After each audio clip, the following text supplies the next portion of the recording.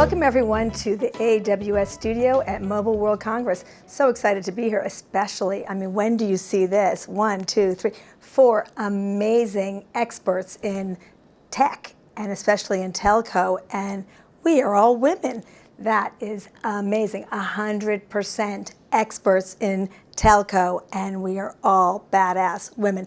I am so excited about this conversation. And the topic for this is the only thing I'm going to read on the script because I actually love this topic. Making your mark in a gender, I'm not going to say imbalanced industry, but in a male-dominated industry. So with that, I am going to say, if you could each tell me who you are, what you do, and how are you making your mark? Let's just have that big opening topic. How are you making your mark? Welcome. Thank you. I'm Tammy Whyman, and I lead partnerships for the telco industry at AWS. And how I make my mark, I really just try to be visible. So whenever I have the opportunity to do something like this, no matter how uncomfortable it makes me feel, I put myself out there so I'm paying it forward to the others. I love that. I don't think you've ever been invisible, so I can't imagine that, but we're going to get to that. But making the invisible visible, that's a good one. I'm Debika Bhattarcharya. I'm the Chief Technology Officer at Verizon Business. And I'm making my mark by being bold, taking risks, and trying to be a good role model for other younger women who are coming up in telco. Very important, role modeling, very important. When you say taking risks, because a lot of women are so afraid to take risks, because taking risks mean there's a chance you might, people say fail. I say taking risks is doing things as a first. That's right. Right? How have you been bold enough to take those risks? Well, one of those things is it's become easier, the longer I've been in my career, because I've realized that even if you fail, you can learn from it, and I don't personalize it as much, and I take the learnings and move on. But it is harder for younger women because the risks of failure and the way the institution reacts to it can be quite uncomfortable. Yeah, there you go. Okay. I'm Kate Whitelaw. I work at Bell Canada in corporate development and specifically lead strategy and partnerships for Bell. And how I am making my mark is by asking why consistently. And there's a lot of discussion about, and I'd be interested in your perspective, but telco to techco. But what that means and how that impacts strategy for our company is something that I think we're still formulating on. And so asking why, what can we learn, how can we challenge norms and thinking is what I seek to do every day. I just love that. I want to go to that because the why. So many people talk about the what. And that is so status quo-y. That's not a word, but I kind of like it. How do we change the word failure? Because to me, failure sounds like it's a bad thing. Right. To me, failure means you're trying things that haven't been done and you're pushing the limits or the envelope, and that you are a pioneer, or, it's like, to me, it's a first, or you're trying something that hasn't been done and it's a positive. I see it as a positive. So how do we take the negative, turn it into a positive of possibilities? Or, so what's your favorite first? Instead of your favorite failure, give me a favorite first. Give me a favorite first in the telco world. You're all pioneers to me. I think you're badass. Give me a favorite. When I look at the first, I think there's a lot of great technology solutions, and I think especially around networks and moving them into the cloud, I think that's very difficult, and you have to be very bold to do that. However, when I look at gender diversity, I think that's one of the places where it's less gender diverse, when we get into network engineering. And I think we have to go back and say, how do we make this a more inclusive space? And you really need to go back into the institutions, universities, a lot of the programs that are starting to surface for STEM in high schools. I think that's the only way that we're able to really bring along diverse talent to something that is literally so core to the telcos. I get excited about a lot of these innovations, but when I think of it from a diversity angle, I really think that especially women are left behind there, and there's a long road. Yeah, you made a really good point. I think of failure as experimentation.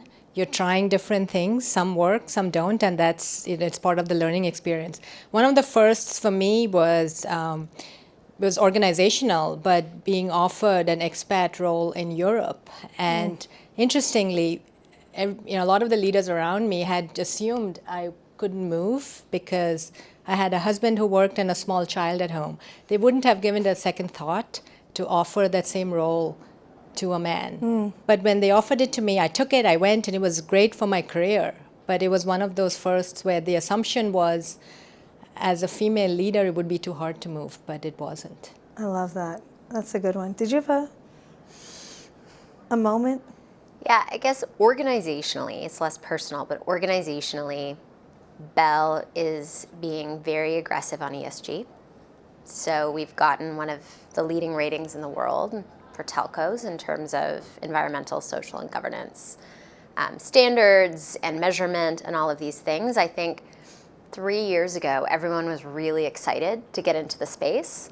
I think a lot of companies have gotten a little bit gun shy. I think concerns about greenwashing are very real. And we are boldly moving forward.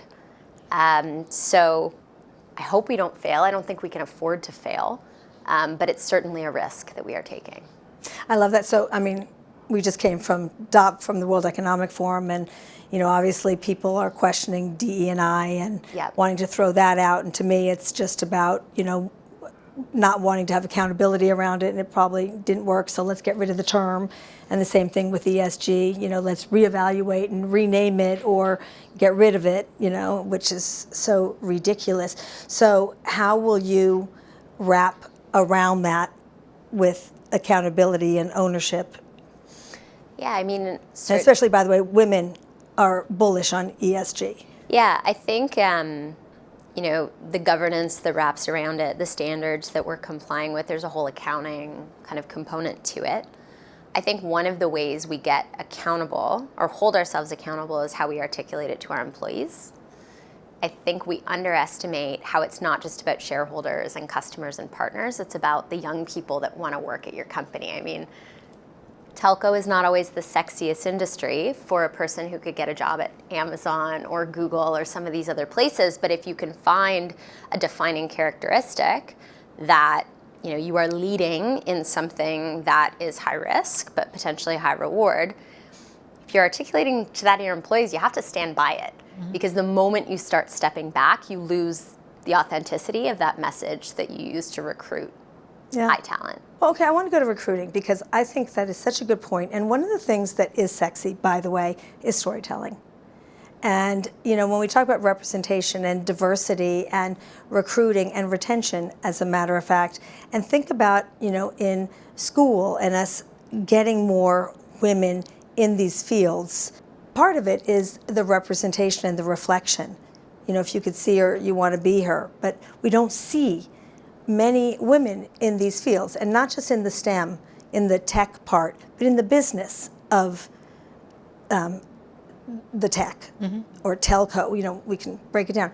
How do we get more representation and stories? I mean, when you guys were getting into the field, did you see women in the business side?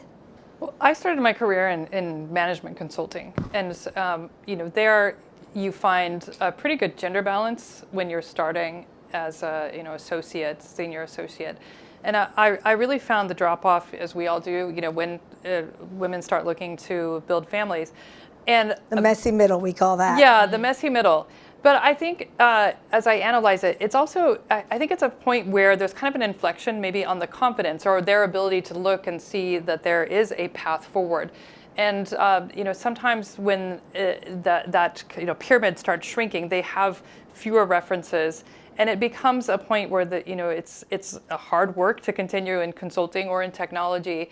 And it just becomes kind of like a dropping point. And I think that's really where you have to address it. And as Debika said, a lot of moments of, we assume that she can't, Or, when I moved continents as well, and, like, oh, well, what are you going to do with your son? And like, why are you asking me that when you're not asking male colleagues who have sons that are the same age? That's right. And so, voicing those concerns, having forums where you can address specifically that, that age quotient of pre-family starting, and showing that there is a path forward, I think that is very powerful. By the way, when I have panels with men and women, I'll say, do you have a family? To everyone. And if they say yes, I'll say, how do you do it all? And I'll ask the men and the women. And the women, of course, always get that question. And the men will look at me like, what? They're so not used to that question. I don't understand the question. Right? They're like, repeat the question, please. And I'm like, how do you do it all? Although I will say that there are many men who do put a lot of time into the family, but their efforts are not always recognized as well. I remember, like early in my career, I had set some rules around when we could have calls, and I removed any, 7 to 8 a.m. calls, because I was looking to benefit women, but it also benefited men. And there were more men who came to me and said, thank you, because Yes. we also take our kids to school. We also, make breakfast for them. So some of these family-friendly policies, they are beneficial to both men and That's a leader with intentional action. What That's you right. just said. Yeah, I think the storytelling around family and the narrative and those archetypal roles have to starting to get challenged by men in the workplace telling their stories of, I'm sorry I didn't get back to you this afternoon. I was taking my kid to gymnastics. She had a competition. And it's not just the impact that it has on the women in the room, but the younger men that are being role modeled to say, that's a narrative that can be articulated, that's acceptable, that still makes you a leader, that still makes you professionally recognizable. And I think it's only when those stories start getting told from different voices that it starts to really change the archetype. For me, a silver lining in the pandemic was that a lot of our personal lives got exposed on Yes. camera, and that included the men. And it was normalized. It was normalized to have interruptions, to have children, to have pets, to have families. Yes. And, I feel like that created a space where we could be, bring more of our authentic selves to work, because we had no choice. But it made it more acceptable for men to show those vulnerabilities, or those moments when they needed to balance their work, their personal life as well. From a storytelling standpoint, I would love it if we had more just regular movies, TV shows where they showed technology jobs and roles, and there were women. And they weren't special because they were women. They were women. It was normal. They had families or not, their choice, whatever it was, but they were showed as just normal tech or telco employees. And not a big deal was made of it. I think as younger generations see that, that's how they would normalize technology roles for them as well. Well, I mean, we see in search today, when you put in, CEO, you get men. When you put in doctor, you get men. When you put in lawyer, when you put in executive in telco, you get men, and it's affecting our algorithms in AI in everything we do. And so it does start today forward, where we have to use intentional action in everything we do. And I think it's not just putting the women in executive positions, it's putting conscious leadership. I don't care if you're a man or if you're a woman, which is where we're starting this conversation. Okay, last question to wrap. I just want to talk about how you make your mark in a gender, I hate saying imbalanced world, but in a world where we need intentional action for change. Help me with last points in a wrap-up, solutions for change in a positive, proactive way. How are we going to create a more equal workplace, a more modernized workplace where we can all thrive and everyone feels seen, heard, and belong, especially in telco? Yeah, I tend to work from my immediate surroundings. And so I have a voice for myself. I make sure that I have inclusive voices when we're in meeting settings. I have no shame in calling out when people have been disrespectful or where they have not given voice. So it's just, I try to really plant the seeds in my immediate surroundings because I think that's the most impactful. And then, I'm heavily involved in recruiting. I'm heavily involved in sourcing female talent. So, in any way that I can personally put my stamp on the immediate team that I have around me and a little bit beyond, I guess I feel like I can see the results, and that's really rewarding. Question for you when you are thinking about that as well. Have you looked at procurement at all? Do you play in that space? No, not so much. So I started thinking about that as well. Less than 5% of procurement supply chain goes to women-owned businesses, FY. Yeah. 5%, 95%. And as I looked at that, which I never thought about before, it is not for lack of talent. It is not for lack of availability. Legacy, FYI. Yeah, so I recently put together a new organization, and I was very intentional about ensuring a few different things. One was the gender balance, so including me and two other leaders, now we're 50-50, male and female. And also, it wasn't just the gender diversity, but diversity of backgrounds. They're learning. So everybody brings different skills to the table. One of the other things that I think is really important is women tend to be recognized for their track record, where they've demonstrated competence. And I've seen that men often are recognized for potential.